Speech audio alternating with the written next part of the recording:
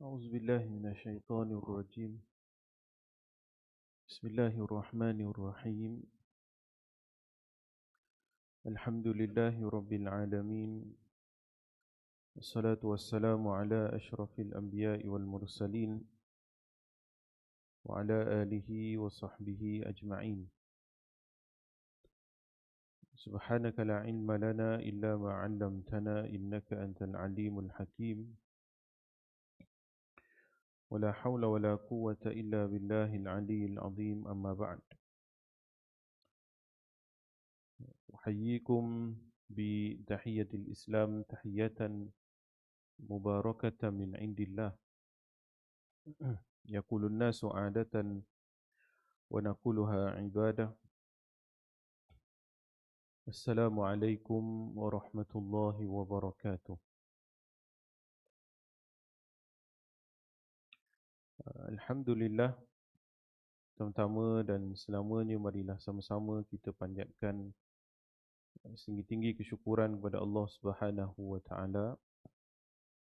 Pada pagi ini dapat sama-sama kita berkumpul menunaikan ibadah kepada Allah Subhanahu wa taala. Seterusnya kita luangkan sedikit masa untuk sama-sama kita mendengar perkongsian. Mudah-mudahan Allah Subhanahu wa taala menerima segala amalan kita dan memberi manfaat kepada kita, insya-Allah. Apa tuan-tuan? Waras ya? Alhamdulillah. Uceng alhamdulillah. Ya, tuan-tuan yang dirahmati Allah Subhanahu wa taala, pada pagi ini kita masih lagi menyambung berbaki beberapa ayat daripada surah An-Nazi'at, daripada fasal yang terakhir ini daripada surah An-Nazi'at. Dan pada perkongsian yang lepas ada beberapa ayat yang telah kita kongsikan daripada ayat 34 sehingga ayat 41 surah An-Nazi'at. Secara pengulangan sedikit berkaitan dengan ayat ini, Allah Subhanahu wa taala menyebut berkaitan dengan salah satu nama daripada nama-nama kiamat, iaitu Allah Subhanahu wa taala menyebut tentang At-Tammatul Kubra. Fa idza ja'atit Tammatul Kubra, apabila datangnya satu hari yang disebut sebagai At-Tammatul Kubra, iaitu hari kiamat yang sangat besar, manusia akan teringat tentang apa yang dikerjakannya di dunia. Kemudian sebagaimana ayat-ayat yang lain, Allah Subhanahu wa taala menyebut berkaitan dengan dua golongan, iaitu golongan yang beruntung dan juga golongan yang rugi. Golongan yang beruntung itu Allah Subhanahu wa taala masukkan mereka ke dalam syurganya, dan golongan yang rugi itu Allah Subhanahu wa taala campakkan ke dalam nerakanya. Kemudian Allah Subhanahu wa taala berfirman pada ayat 42, Allah Taala menyebut, yas'alunaka 'anis sa'ati ayyana mursaha fima anta min dzikraha ila rabbika muntahaha innama anta mundziru man yakhshaha ka'annahum yawma yarawnaha lam yalbathu illa 'ashiyatan aw duhaha. Sadaqallahul azim. Iaitu orang-orang yang kafir bertanya kepada Nabi SAW, kepada kamu wahai Muhammad, tentang hari kebangkitan, bilakah akan terjadinya? Siapakah kamu sehingga dapat menyebut waktunya? Kepada Tuhanmu lah dikembalikan kesudahannya. Kamu hanyalah pemberi peringatan bagi siapa yang takut kepadanya. iaitu hari kebangkitan. Pada hari mereka melihat hari kebangkitan itu, mereka merasa seakan-akan tidak tinggal di dunia melainkan sebentar saja, iaitu kadar sesenja atau sepagi hari.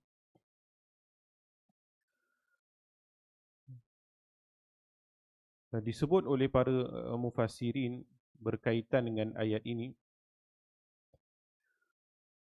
orang-orang kafir bertanya kepada Nabi SAW, yas'alunak, yas'alunak.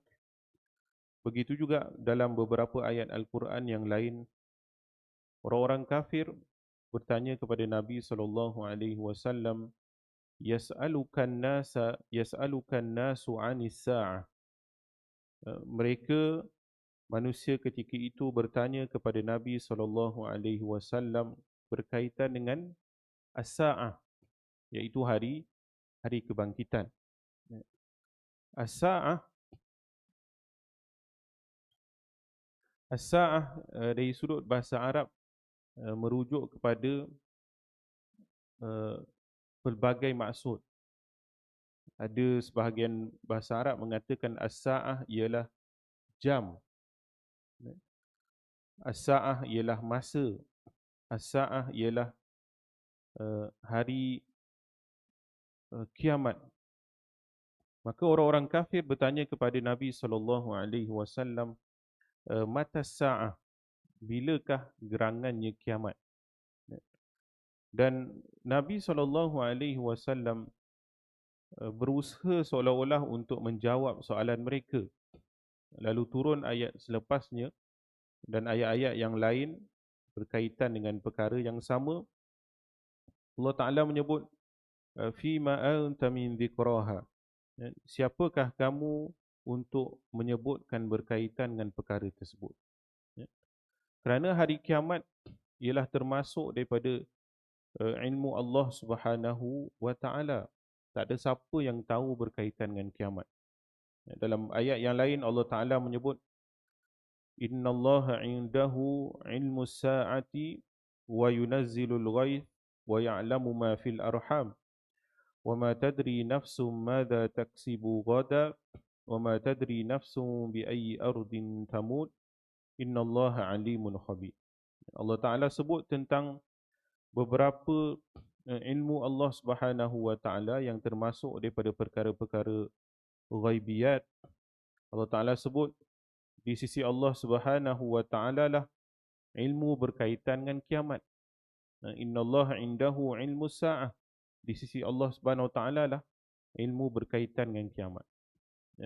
La ya'lamuhu illahu, tidak diketahui perkara tersebut melainkan Allah Subhanahu wa Ta'ala semata-mata.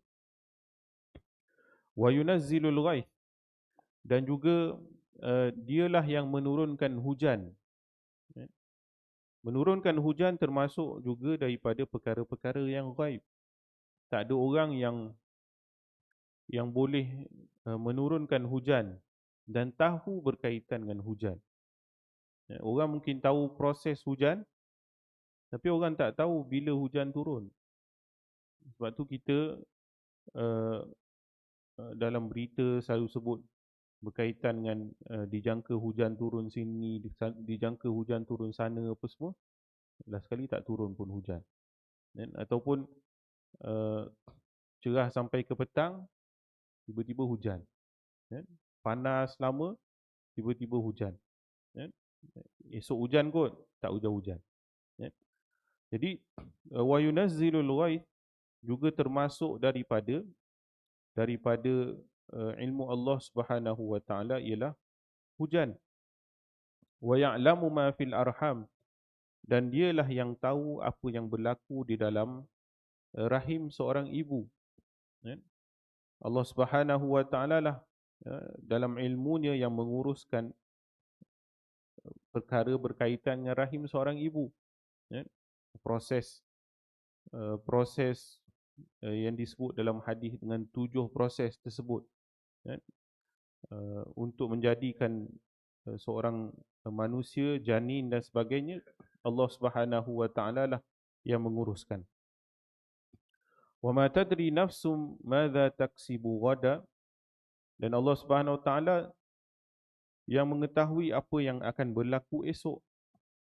Termasuk daripada ilmu Allah Subhanahu Wa Taala ialah ilmu esok, ataupun ilmu akan datang, ataupun termasuk daripada yang telah ditentukan oleh Allah Subhanahu Wa Taala tentang qadar setiap seorang. Kita yang dah lepas kita tahulah, yang akan datang kita tak tahu. Kejap-kejap lagi pun tak tahu. Esok apatah lagi tidak ada dalam pengetahuan kita. Wa ma tadri nafsum bi ayyi ardin tamut, dan seseorang itu juga tidak mengetahui di bumi manakah dia akan mati. Kita tak tahu kita mati kat mana. Mati kat Meru ke, sampai akhir hayat dekat Meru ke, ataupun tempat lain. Boleh jadi tempat lain. Macam banyak cerita kita pun mungkin berlaku di tempat kita, bercuti jalan tempat lain, mati tempat lain.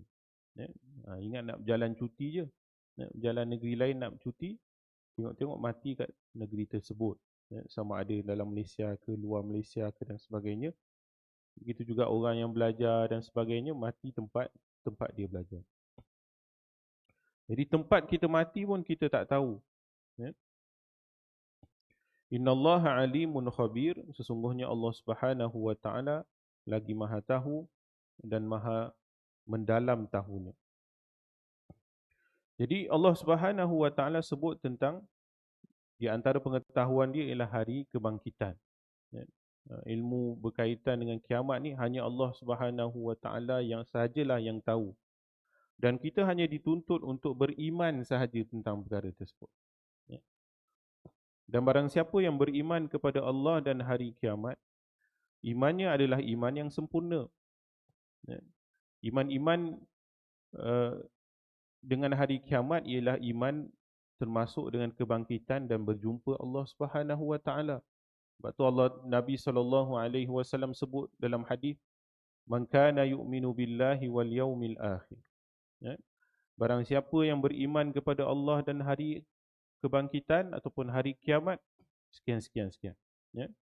Kerana keimanan kepada hari kebangkitan ialah keimanan kepada apa yang kita sebut sebagai hari pembalasan. Seseorang itu kalau dia hidup, kemudian atas kebaikan yang dia buat tidak dibalas, ataupun seseorang itu dia hidup dengan kejahatan dia sampai pengakhirannya dia tidak dibalas di dunia ini, maka tidak adil bagi seseorang yang melakukan kebaikan tidak dibalas atas kebaikan dia, dan seseorang yang melakukan kejahatan tidak dibalas atas kejahatan dia, ataupun dia sekadar sahaja dapat buat baik, orang sekadar senyum saja dekat dia, tapi kebaikan dia itu tidak mampu dibalas oleh orang. Ataupun orang yang melakukan kejahatan, akan tetapi apabila dihukum tidak setimpal dengan apa yang dibuat. Dia bunuh orang, tapi dia sekadar dipenjara sampai satu masa, dilepas contoh, dan sebagainya. Jadi perkara itu adalah satu ketidakadilan di dunia, dan Allah Subhanahu Wa Taala dengan keadilannya akan membalas perkara tersebut di akhirat. Begitu juga dalam hadis yang lain, disebutkan, yang direkodkan oleh Al-Imam An-Nawawi berkaitan dengan hadis Islam, iman, ihsan dan juga kiamat. Ketika Nabi SAW didatangi oleh Jibril, lalu ditanya tentang bilakah masanya kiamat, Jibril datang pada Nabi SAW, tanya tentang Islam, tanya tentang iman, tanya tentang ihsan. Kemudian Jibril bertanya kepada Nabi SAW, fa akhbirni anis sa'ah, wahai Muhammad, kabarkan kepada aku tentang bilakah kiamat. Fa akhbirni anis sa'ah. Kemudian Nabi SAW menjawab, mal mas'ulu anha bi'a'lama minas sa'il. Orang yang bertanya, orang yang ditanya dengan orang yang bertanya tidaklah sama tahunya. Jibril pun tak, Muhammad pun tak tahu, Jibril pun tak tahu. Kemudian Jibril bertanya lagi, fa akhbirni an asyratiha. Kalau begitu khabarkan kepada aku tentang tanda-tandanya. Sebab tu Nabi SAW tidak mengetahui berkaitan dengan kiamat, akan tetapi Allah Subhanahu wa taala mengkhabarkan kepada Nabi SAW tentang tanda-tanda kiamat. Sebab tu tanda-tanda kiamat ini ada tanda-tanda besar dan ada tanda-tanda yang kecil.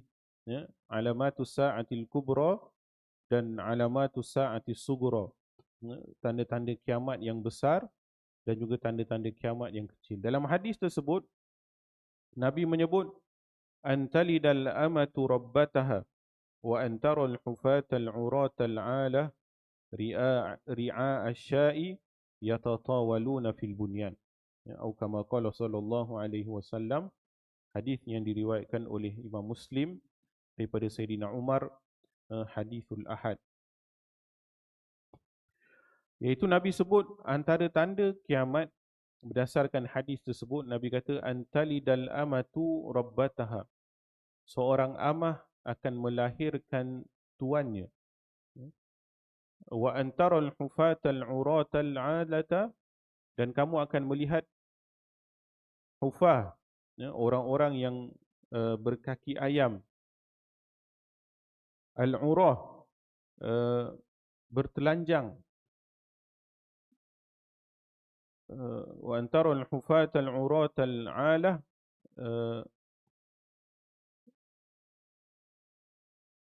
ri'a asya'i, orang yang telanjang berkaki ayam.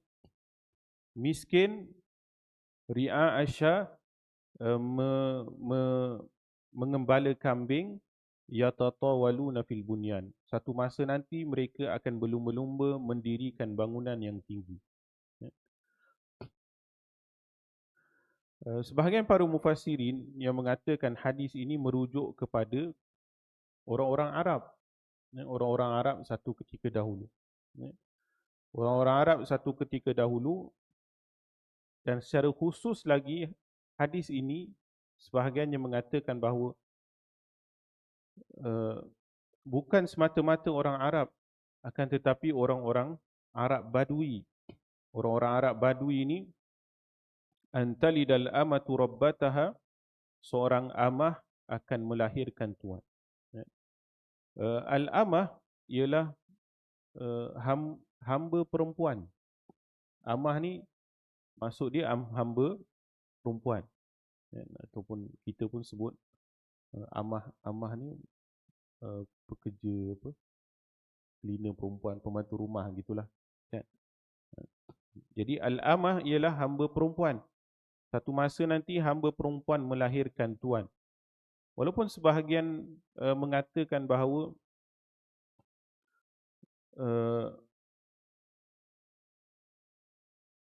amah itu merujuk kepada ibu yang melahirkan tuan. Maksudnya sampai satu masa generasi itu akan menderhakai mak ayah dia. Ada yang tafsirkan begitu. Tapi tafsiran begitu adalah tafsiran yang tidak tepat. Kerana ditafsirkan dua situasi tersebut. Iaitu amah melahirkan tuan ialah satu generasi yang satu masa dahulu mereka adalah hamba, kemudian berlalu beberapa waktu, akhirnya mereka menjadi satu kerajaan yang besar.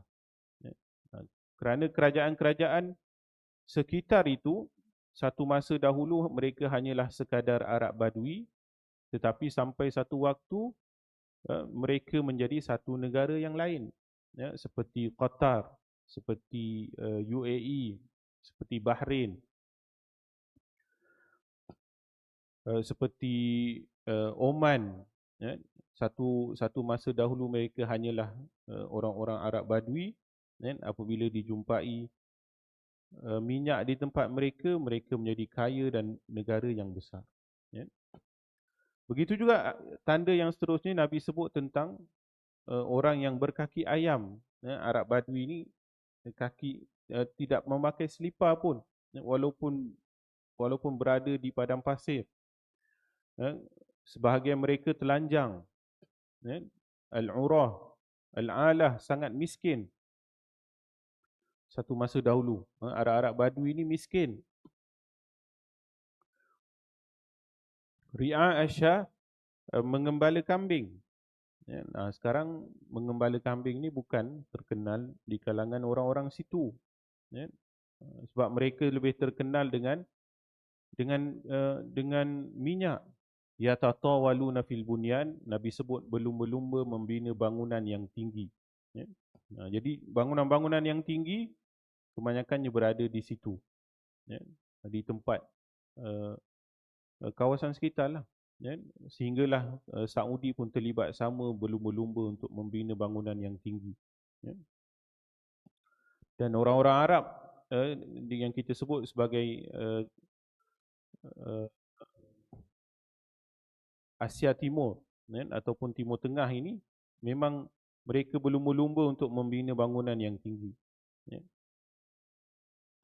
Mesir pun termasuk. Mesir antara salah satu daripada perancangan mereka untuk membina satu menara yang lebih daripada 1 kilometer.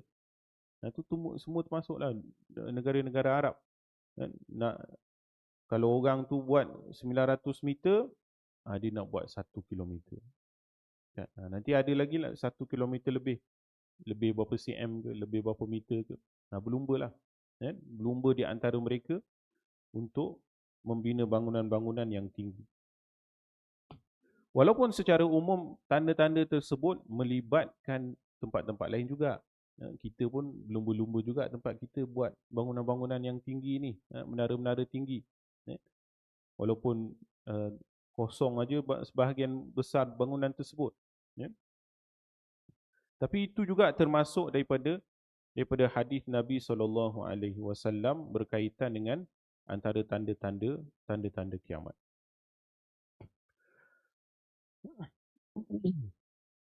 Fima anta min dzikraha, siapakah kamu untuk menceritakan berkaitan dengan tarikhnya. Dzikraha merujuk kepada tarikh tersebut.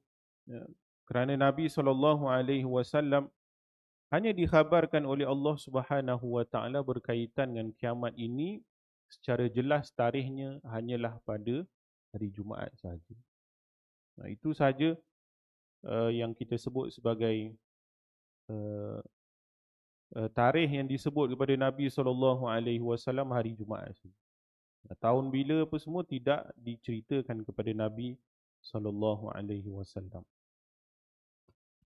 Ila rabbika muntahaha, ay ila rabbika muntahal ilmuha. Kepada Tuhanmu lah wahai Muhammad segala ilmu yang akhirnya. Ilmu akhirnya itu ilmu tarikhnya.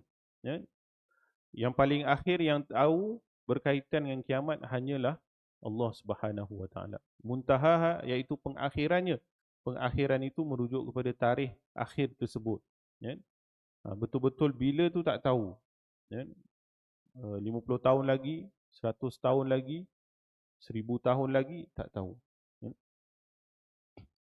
Walaupun hampir setiap zaman berlaku tanda-tanda kiamat ataupun ditafsirkan sebagai tanda-tanda kiamat, setiap zaman berlaku.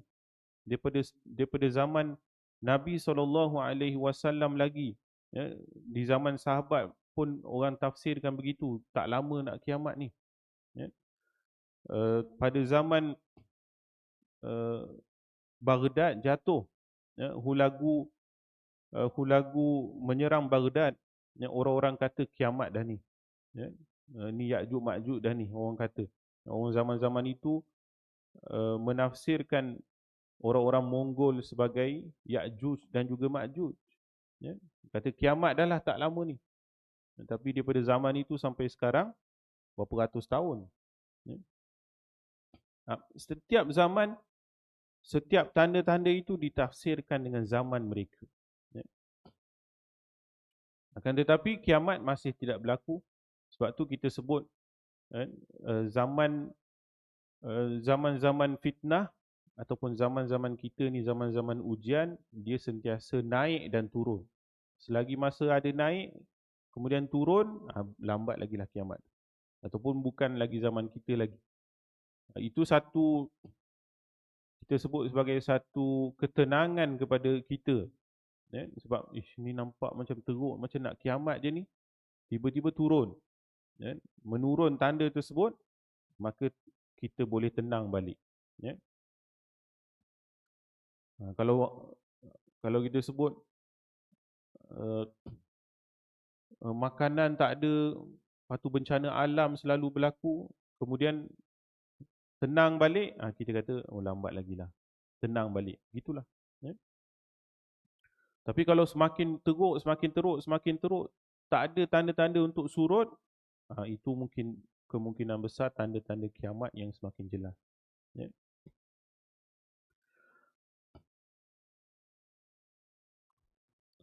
Innama anta munziru man yakhshaha. Sesungguhnya kamu Muhammad hanyalah memberikan peringatan, pemberi peringatan supaya orang takut kepada hari kiamat tersebut. Supaya orang sentiasa melakukan al-isti'dad, melakukan persediaan menerima hari tersebut. Sekurang-kurangnya kita ni walaupun tak bersedia, sebab memang semua orang tak bersedia untuk mati pun, apatah lagi bersedia untuk hari kiamat. Tapi sekurang-kurangnya kalau kita ada ilmu berkaitan dengan perkara tersebut, ada sedikit persediaan untuk kita. Sama ada paling kurang persediaannya dari sudut amalan, semakin banyak kita melihat tanda tersebut, semakin kita banyakkan ibadah kita kepada Allah Subhanahu Wa Taala, kita jaga keluarga kita.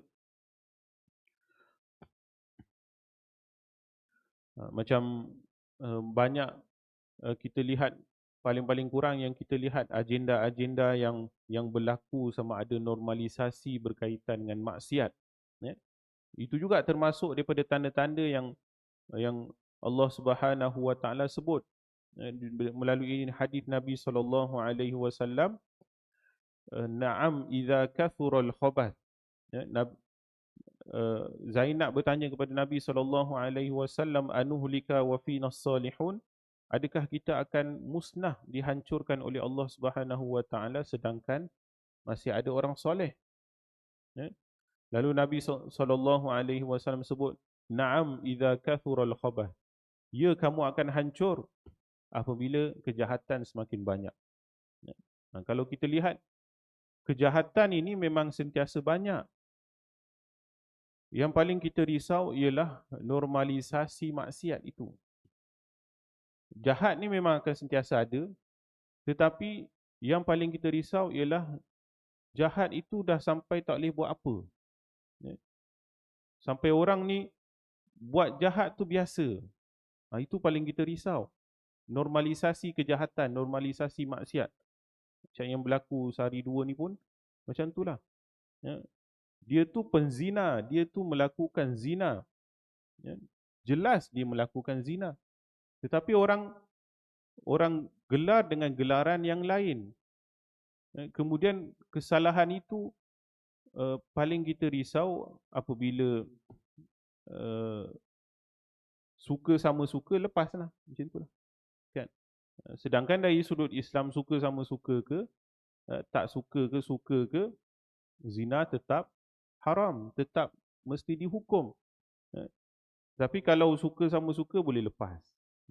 Kita risaunya begitu. Harapnya tak lepaslah. Dan orang memandang dia bukan sebagai seorang penjenayah. Dia sebahagian orang siap ambil gambar dengan dia, kan? Memberikan kata-kata semangat kepada dia. Sebab dia kan kemungkinan besar akan sedang dalam proses perbicaraan dan sebagainya. Orang Orang bagi kata-kata semangat pada dia. Sedangkan dia melakukan zina lebih lebih dengan 20 orang. Itu kita sebut sebagai normalisasi maksiat. Sebagaimana juga normalisasi yang berlaku, terutamanya normalisasi kepada Israel. Israel ni jahat, bunuh orang, bunuh terlalu ramai orang. Berapa puluh ribu dah orang Palestin yang dia bunuh. Malahan kalau dikira-kira, daripada tahun 1948 sampai sekarang tu dah berapa ratus ribu dia bunuh orang. Tapi tak ada satu pun mahkamah yang boleh jatuhkan hukuman pada dia. Tak ada satu negara pun yang boleh angkat kepala depan dia. Dan malahan orang-orang Arab daripada benci kepada Israel, akhirnya boleh terima Israel. Semua, hampir majoriti negara-negara Arab, depan ataupun belakang, adalah sekutu Israel. Kita sebut kasar gitu je. Hampir semua negara Arab, sama ada secara langsung ataupun tidak langsung, adalah sekutu pada Israel. Sama ada yang ada hubungan direct sehingga buka kedutaan dan sebagainya, ataupun secara belakangnya memang mereka terlibat sama. Kalau negara-negara yang masih kekal menentang Israel, kebanyakannya dah hancur, seperti Yaman ataupun Syria. Dua negara ini saja yang paling jelas menentang Israel, hancur negara itu. Dan apabila kiamat itu berlaku, Allah Subhanahu wa taala menyebut ka'annahum yauma yarawnaha lam yalbathu illa 'ashiyatan aw duhaha, iaitu apabila berlakunya kiamat, mereka melihat seakan-akan tidak tinggal di dunia ini melainkan sekadar sesenja atau sepagi hari sahaja. Kalau mula berlakunya kiamat, ditafsirkan oleh para ulama dengan banyak penafsiran. Kerana dahsyatnya kiamat itu, seolah-olah kedahsyatan itu terlalu panjang. Satu harinya terlalu panjang. Dan bila satu hari pun lama, mereka merasakan seolah-olah yang selama ni, selama hari-hari yang sudah lepas ini, seolah-olah seolah pendek sangat. Ataupun ada yang menafsirkan sebagai apabila berlakunya kiamat, orang semua dimatikan, kemudian apabila dibangkitkan oleh Allah Subhanahu wa taala, mereka merasakan bahawa dunia, alam kubur itu sekejap saja nak dibandingkan dengan alam bangkit nanti. Orang yang dah mati ribuan tahun sekalipun, apabila mereka dibangkitkan oleh Allah Subhanahu wa taala, dalam proses untuk dihisap itu panjang sangat waktunya. Mereka merasakan seolah-olah hidup ketika di alam kubur itu, apatah lagi di alam dunia itu, sangat sekejap saja nak dibandingkan dengan hari kebangkitan nanti. Jadi itulah tuan-tuan yang dirahmati Allah Subhanahu wa taala berkaitan dengan hari kiamat, yang Allah Subhanahu wa taala lah, Allah Taala sahajalah yang tahu berkaitan dengan perkara tersebut, bilakah masanya, berapa panjangkan masanya,